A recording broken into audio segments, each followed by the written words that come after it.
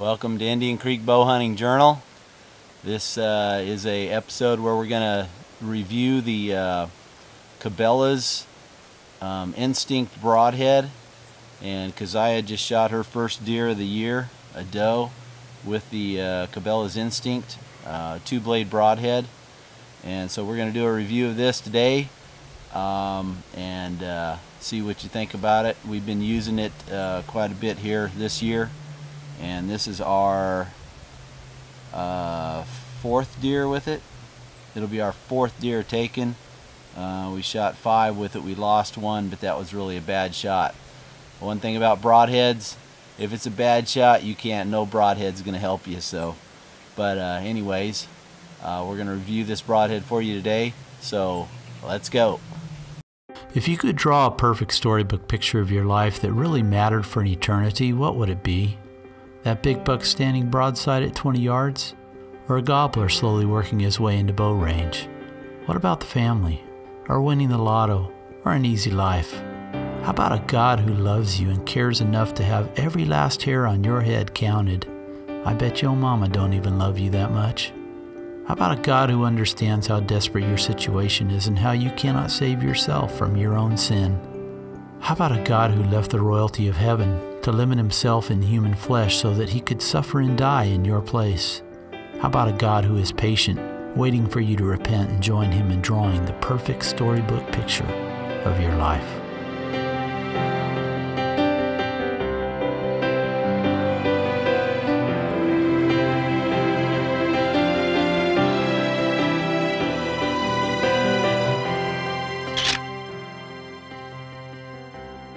This is going to be a quick review.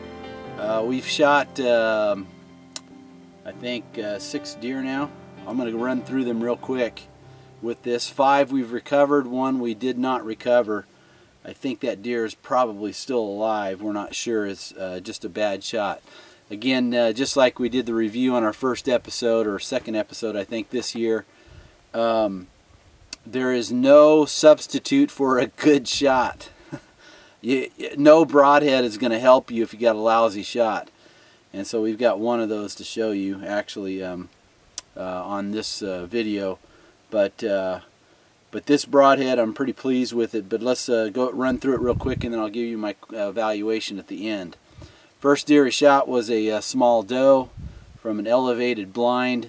It was quartering hard to me, and I shot the deer through the left lung, I believe it was, and it also got some liver as well. The deer ran about 30 yards, 35 yards, something like that, and expired.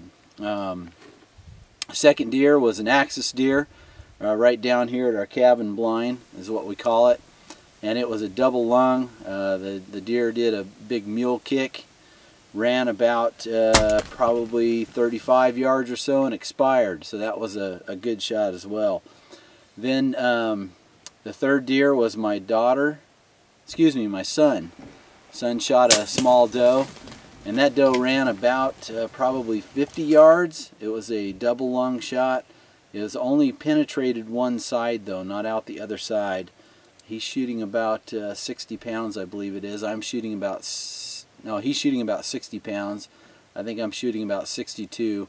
And my daughter is shooting about 53 pounds, I believe it is. So that deer didn't have a whole lot of blood because it didn't penetrate out the other side. My son's deer, that is. And we found that deer probably about 50 yards from the place where he shot it. The third deer was my daughter.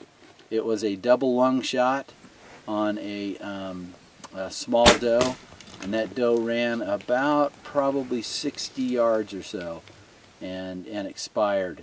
The blood trail was not the greatest on that, but we did recover the deer rather easily. Then there was another small doe my daughter actually shot, and shot a little too far back and hit it in the rear end.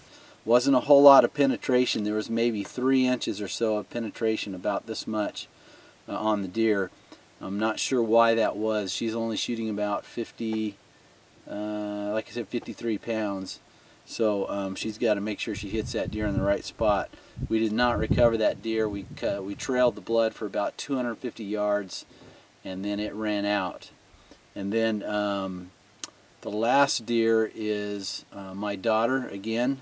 Shot a good-sized doe, and that doe, actually, when she shoots, you can see that on the video there, the deer actually spun whenever she shot, and as it spun and ducked, the arrow, of course, is not going that fast out of a 52-pound bow, and caught the deer in the back of the neck, and the deer went right down. And that broadhead actually stuck in the bone itself, probably about a half an inch in the bone.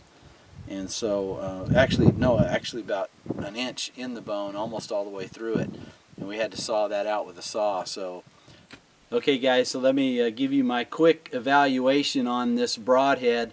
Do it the same way I did in episode number 2, so if you want to see my review of some broadheads in episode number 2, you can go back there as well.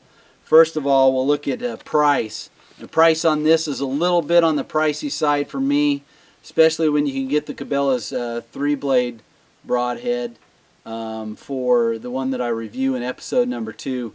You can get that one for 20 bucks. The price on these are $35. Now, so I'd give that one actually a 3-star on that one. Reliability, it gets a 5-star for sure. In fact, on the issue of reliability, take a look at this quick little clip that'll fill you in on the reliability of this particular broadhead. The thing that also impresses me about this broadhead is just its simple construction. There's one screw and 2 blades that simply operate a back and forth. And to me, that simple construction, or that simple design, is much more reliable, because you know broadheads sometimes can be unreliable. 3-blade, you got 3 working parts. This you only have 2 working parts, and see how simple this little nut comes out of, or not, this little bolt comes out of here, and then you just pull these blades right out. You can see how simple that design is. So that's also what impresses me about this broadhead, just a simple design. So here is the entry and exit hole. Never had a problem with it opening up. The entry is about probably an inch or so, inch and a quarter, and the exit's probably about 2 inches. So it does a really good job. And thirdly, there's durability. Durability, this thing gets a 5-star for sure. The tip on this thing is actually the muzzy tip fits on this particular broadhead, and I can swap those back and forth. And so it's a very, very sturdy broadhead. Watch this clip real quick about there was a deer that I actually missed. Guys, here's the arrow with that Cabela's Instinct broadhead. After it was shot and I missed, I was actually pulling back on a deer, and was holding for a long time, and I was trying to let down, and I hit the release on accident and missed the deer, of course. And it's really rocky soil where we're at, and this obviously hit some rocks. It bent the one blade, but you can notice that right here this thing still operates just like it's out of the box. So it's got a good sturdy furrow. I don't know what you call this part of the broadhead, but tip of the broadhead from here is nice and sturdy, just like the muzzy, which I really like. Then flies like a field point. That definitely gets a number 5 there, because I can put that thing right on after a field point, and it'll hit in the same hole at 20 yards. So that gets a 5 there. My overall rating is it's going to be a 4.5 if I can't get a half-star in there, so I can only put a 4 up there. It takes me too long to do the graphics on the video, so. But my overall evaluation is I'd give it a 4.5. Simply a 4.5 simply because it just, in my opinion, costs a little bit too much. Should be able to make broadheads a little cheaper than that. So hope you enjoyed this review, this quick review on the Cabela's Instinct double double blade broadhead. Be sure and give us a thumbs up. And thanks for watching Indian Creek Bow Hunting Journal. Be sure and go back and watch our videos of the hunt this year and also last year and years past. And be sure and subscribe. You'll get notices of future videos that are coming out. So thanks for watching.